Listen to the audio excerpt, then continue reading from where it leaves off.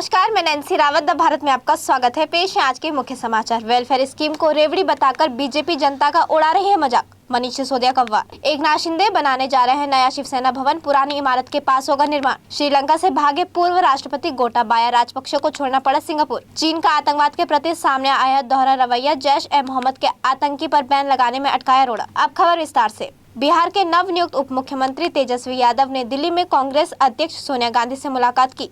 इस मीटिंग को लेकर तेजस्वी यादव ने कहा कि बिहार में सत्ता परिवर्तन के बाद आज पहली बार हमारी घटक दलों के शीर्ष नेतृत्व से मुलाकात हुई। यादव ने दावा किया कि बिहार 1 महीने के भीतर सरकारी नौकरी देने वाला सबसे बड़ा राज्य बनेगा। यादव ने कहा कि नीतीश कुमार के निर्णय ने बीजेपी को तमाचा मारने का काम किया है। ईडी, सीबीआई और इनकम टैक्स जैसी संस्थाओं की हालत पुलिस से भी खराब हो गई।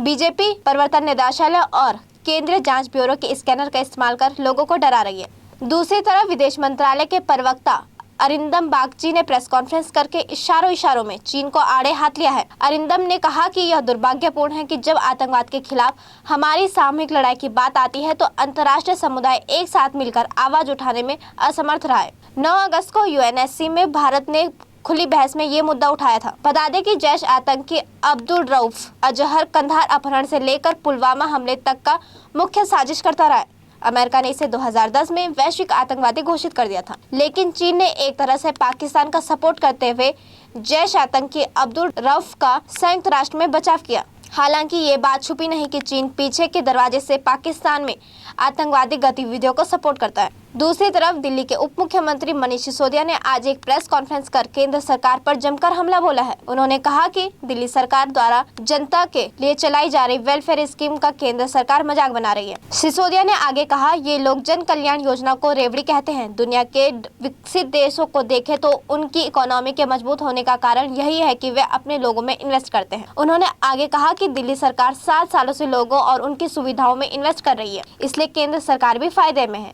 उन्होंने दिल्ली सरकार की इन स्कीम के बारे में बात करते हुए कहा कि मैंने कितने झुग्गी वालों के बच्चों को आईआईटी में भेजा है।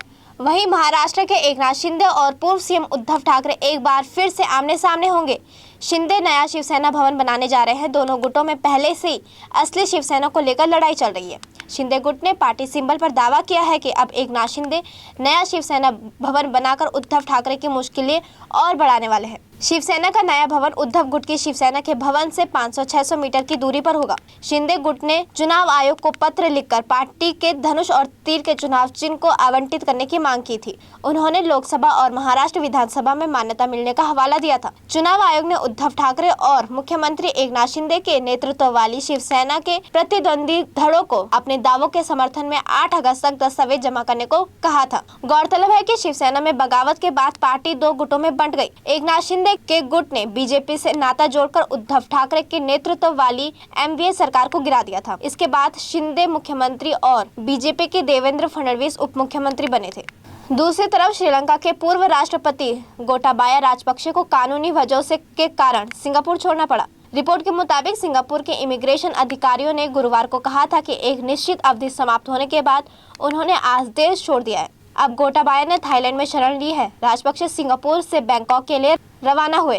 थाईलैंड सरकार ने एक दिन पहले ये पुष्टि की है कि राजपक्षे के देश की यात्रा करने के लिए श्रीलंका मौजूदा सरकार से अनुरोध प्राप्त हुआ था। थाईलैंड प्रवास के दौरान राजपक्षे किसी तीसरे देश में अपने लिए शरण मिलने की संभावना तलाशेंगे। जुलाई में श्रीलंका में सरकार विरोधी प्रदर्शनों के बीच देश छोड़ने के बाद सिंगापुर में रह रहे राजपक्षे थाईलैंड में शरण चाह रहे थे, क्योंकि उनका सिंगापुर का वीजा गुरुवार को खत्म हो रहा था। वह 13 जुलाई को मालदीव पहुंचे थे और उसके बाद सिंगापुर गए, जहां उन्होंने देश के आर्थिक संकट को लेकर प्रदर्शनों के बीच अपने इस्तीफे की घोषणा की। अब वक्त है एक छोटे से ब्रेक का, फिर लौटेंगे।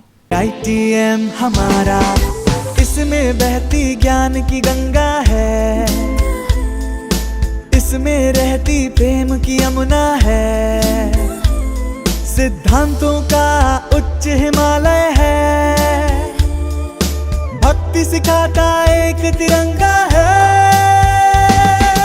गुरुकुल जैसा प्यारा ये ITM हमारा, सच्चे सपनों सा प्यारा ये ITM हमारा, ITM हमारा, ये इंस्टीट्यूट हमारा, सच्चे सपनों सा प्यारा ये ITM हमारा,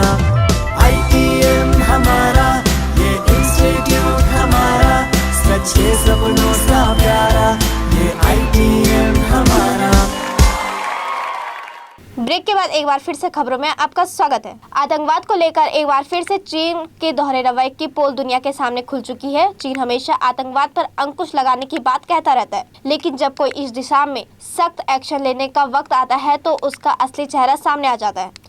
दरअसल चीन जानबूझकर अमेरिका और भारत द्वारा संयुक्त राष्ट्र सुरक्षा परिषद में पाकिस्तान स्थित जैश-ए-मोहम्मद के एक शीर्ष कमांडर अब्दुल रऊफ अजहर पर प्रतिबंध लगाने वाले प्रस्ताव को मंजूरी देने में देरी कर रहा है। आपको बता दें कि इस तरह के कदम को सुरक्षा परिषद प्रतिबंध समिति के 15 सदस्यों का समर्थन करना होगा। भारत और अमेरिका समेत सभी 14 देशों ने इस प्रस्ताव का समर्थन किया। चीन केवल एकमात्र ऐसा देश है जिसने कमांडर पर प्रतिबंध लगाने वाले प्रस्ताव को मंजूरी नहीं दी। चीन अपने इस कदम के पीछे दलील देते हुए कहा कि हमें इस केस को समझने के लिए और अधिक समय की जरूरत है। दूसरी तरफ मुख्यमंत्री पुष्कर सिंह धामी शुक्रवार को चंपावत दौरे पर पहुंचे। सबसे पहले वह खटीमा में हर घर तिरंगा यात्रा में शामिल हुए। इसके बाद मां वाराही के धाम देवी धुरा पहुंचे। मां वाराही के धाम देवी धुरा खोलीखांड दुबाचौड़ में आज शुक्रवार को बग्वाल मनाई गई। बग्वाल खोलीखांड दुबाचौड़ मैदान में फल और फूलों से खेली जाती है। 4 धाम और 7 थोक के योद्धा बग्वाल में शिरकत की। मुख्यमंत्री धामी बतौर मुख्य अतिथि शामिल होने पहुंचे। देश भर में आजादी का अमृत महोत्सव बड़े धूमधाम से मनाया जा रहा है। इसी कड़ी में जगजीतपुर कनखल हरिद्वार में स्थित श्री गुरु राम राय पब्लिक स्कूल के अध्यापकों और बच्चों ने मिलकर एक रैली का आयोजन किया, जिसमें सभी बच्चों ने बढ़ चढ़कर हिस्सा लिया।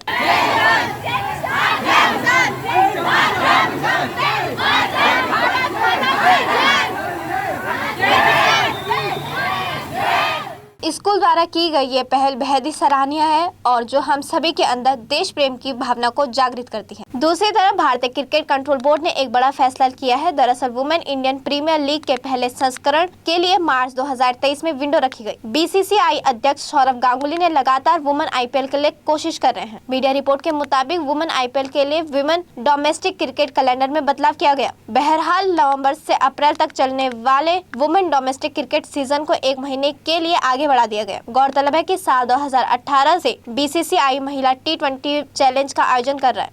हालांकि पहले सीजन में 2 टीमों के बीच मैच हुआ था। इस टूर्नामेंट में कई विदेशी खिलाड़ियों ने भी हिस्सा लिया। दरअसल पिछले लंबे समय से IPL की तरह वुमेन IPL करवाने की मांग लगातार जोर पकड़ रही है। दूसरी तरफ आमिर खान की फिल्म लाल सिंह चड्ढा सिनेमाघरों में रिलीज हो चुकी है। यह फिल्म हॉलीवुड की मूवी फॉरेस्ट गंप का हिंदी रीमेक है। बॉक्स ऑफिस इंडिया रिपोर्ट के मुताबिक लाल सिंह चड्ढा का बॉक्स कलेक्शन बहुत बुरा है। फिल्म ने दूसरे दिन करीब 7 करोड़ का बिजनेस किया, जिसके बाद फिल्म का टोटल 19 करोड़ हो गया। फिल्म ने पहले दिन 12 करोड़ का बिजनेस किया, जो आमिर खान की रिलीज हुई फिल्म के ओपनिंग डे के कलेक्शन से भी कम माना जा रहा है।